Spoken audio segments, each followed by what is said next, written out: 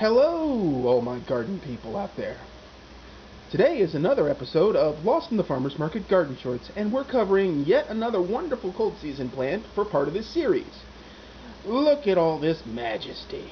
You know what this is, don't you?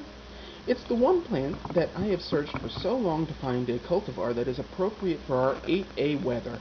And let me tell you, I burned a lot of research budget hunting this sucker down. So, in case some of you out there don't recognize this lovely panoply of deliciousness that ties into our last topic of arugula, this is spinach. That amazing stuff that made Popeye beat the living daylights out of Bluto in the old cartoons. The new ones are just sad and depressing. I'll move on there. The variety is Avon, and it's a variety that bolts less readily and is better for our climate.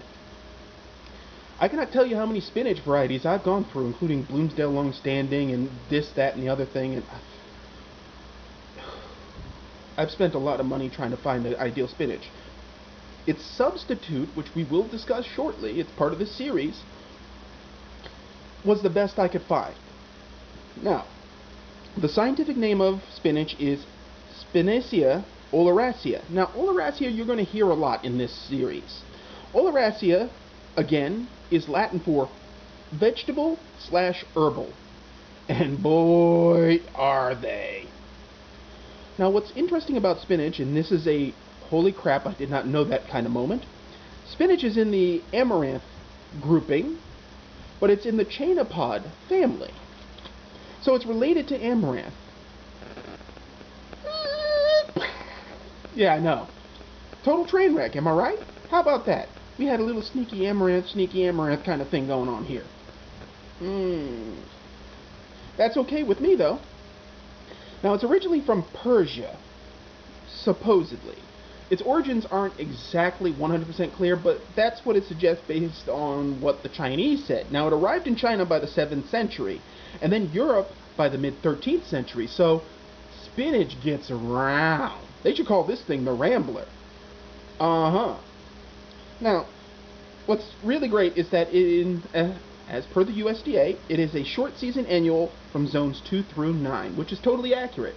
The moment it gets hot, it starts to bolt and it goes, I declare, I have the vapors. And then suddenly it's shooting flowers all over the place and it doesn't taste good anymore. Spinach is an easy thing to grow. It is a leaf green, so you treat it like lettuce. Nitrogen, regular moisture. It gets a bunch of the same problems. You know, it can be chewed on by various caterpillars, moths. Lettuce is in the aster family, mind you. It is in the Chenopod family, so it gets a bunch of other problems.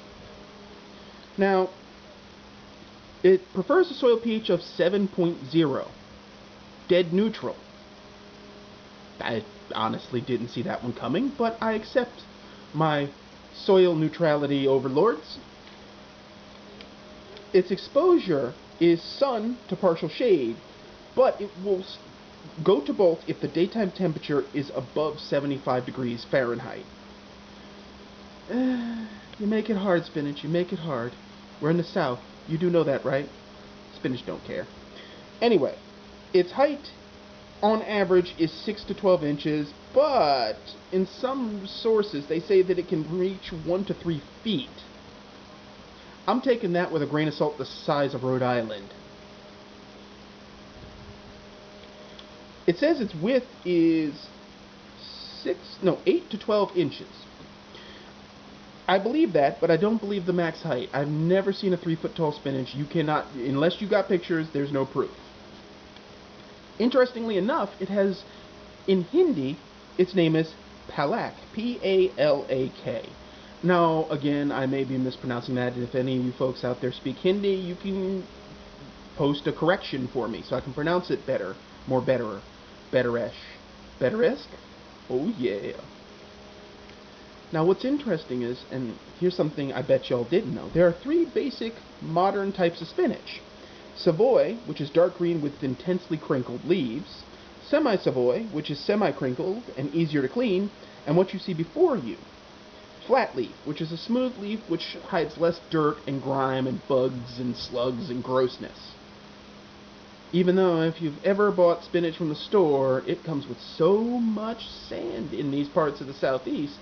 Holy crap, you could just shake out the spinach and fill a little kitty bin and they suddenly have a sand trap to play in and make castles and stuff. Or if you have cats, it's instant litter. Ugh. Now what's interesting is there is some health information attached to spinach that I bet you didn't know. Infants under 4 months old should not eat spinach because the nitrates inherent in the foliage can cause problems. There's a specific blood condition that can be caused by those nitrates. So that's kind of interesting. I didn't know that. I'm just saying. It's an interesting fact. Now, I wouldn't recommend doing that maliciously, but anyway. Also, now here's something I have known for a while, and I warn people about this fairly often when I talk to them about winter gardening. Spinach can hyperaccumulate heavy metals. Now, as you can see, this is the color spinach should be, give or take. You see how it's nice, rich green, but it's not too dark. It's just right. It's a rich, leafy green. Well, when spinach hyperaccumulates metals like copper, mercury, and anything nasty like that, the leaves turn really dark green, like unnaturally dark. And that's usually a sign that you might be living on a Superfund site. That's a site that has been polluted to a point that it requires a multi-million-dollar government cleanup. That's when you should clench it really hard and get your soil expertly tested. Because it hyperaccumulates those in the leaves, and if you eat those leaves, oh my. But this also unlocks a rich potential. Spinach can be used, theoretically, for bioremediation. You plant it, it sucks that bad stuff out of the soil, you dispose of the plants, you plant it again, and you keep planting it until the levels are acceptable. But that may take decades. It's something to consider, though. Spinach is not just good for you, it's good for the environment. I think that's a winner. Now, in terms of nutrition, per 1 cup chopped, spinach has 24 milligrams of sodium, 1 gram of fiber, 30 milligrams of calcium, 1 milligram of iron, and 169 milligrams of potassium. Spinach's reputation for iron doesn't hold up. I was very dismayed to find this out, honestly. I didn't know that spinach was so weak in the iron department.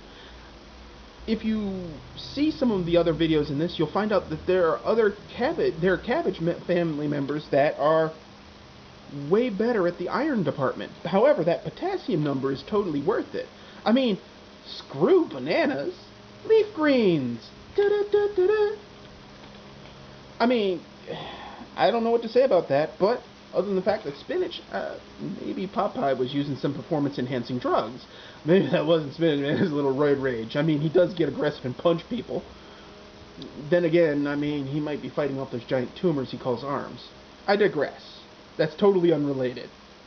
The point is, you should grow spinach in your garden. It's a simple leaf green that is good for you. It's also an ingredient in traditional pasta fazool, which I mentioned in the arugula video. This here is half of the greenery, thus half of the nutrients. Also, a baby spinach Caesar salad is a wonderful thing to behold, but spinach in general, cooked or in salads, is always good for you. More greens equals better health. And that's all I have for you on spinach today. So if you like this episode, please hit the like or subscribe, hit up the blog, leave a comment if you have anything related to spinach you want to share. And as always, folks, keep them growing, and stay tuned for the next video. And, oh, thanks for watching.